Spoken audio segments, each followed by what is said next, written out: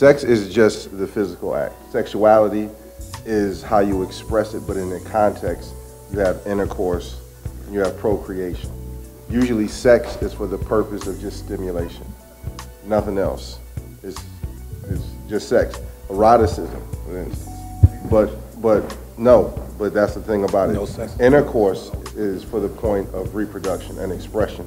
Sex is just usually for the point of stimulation and the physical act. So I separate the two because one has a context and a purpose that is greater than just the physical touching.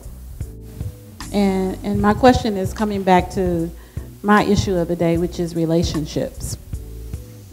When you run into young people, and when you all run into young people, is relationship on their agenda?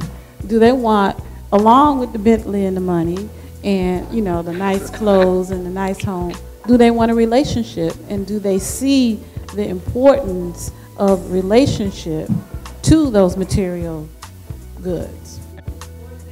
Well, see, that goes, I think that there's some people who don't know if they want that or not, because there's a lot of people who look at relationships as potential trauma.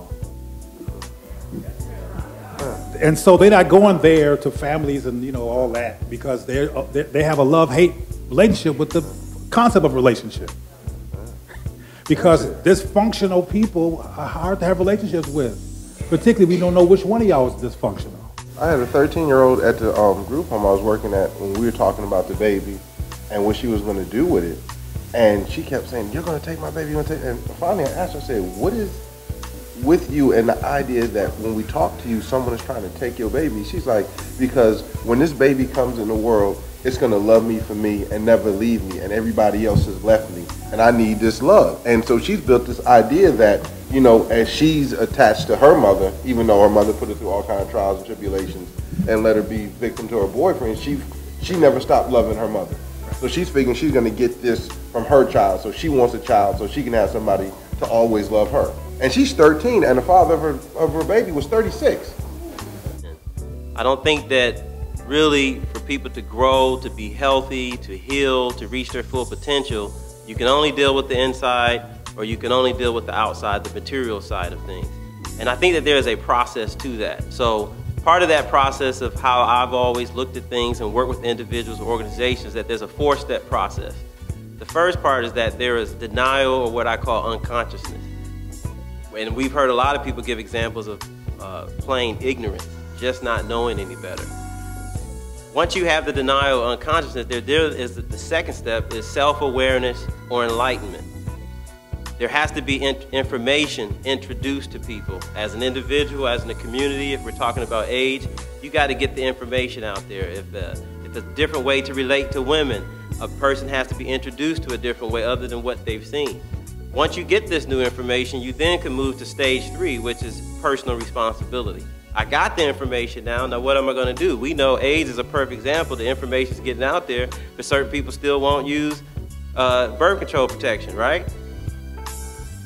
Condoms, right, condoms, right. So personal responsibility.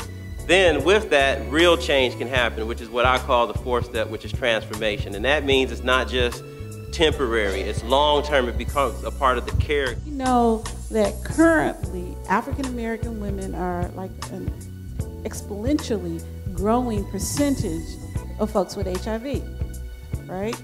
So therefore, I'm going to make some type of assumption here that even though black women got the message, use the condom, they're not using the condom, right? Can we make that assumption based on the numbers, based on what the message is? Okay, all right.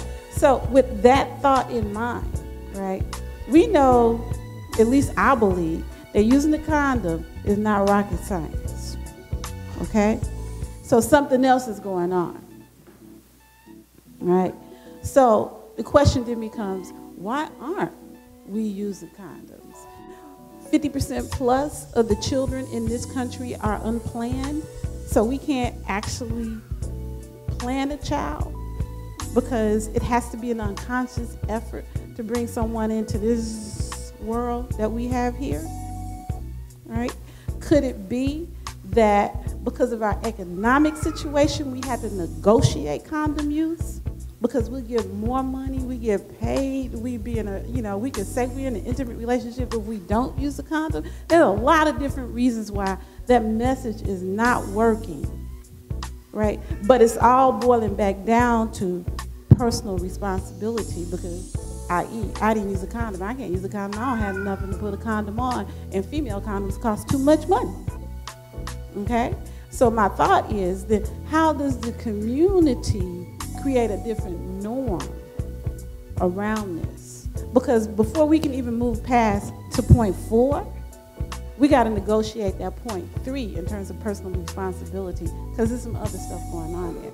I'm in love, we love each other, and I trust him, and I want to have children. So in my instance, the potential risk factor has nothing to do with that I don't love myself, right?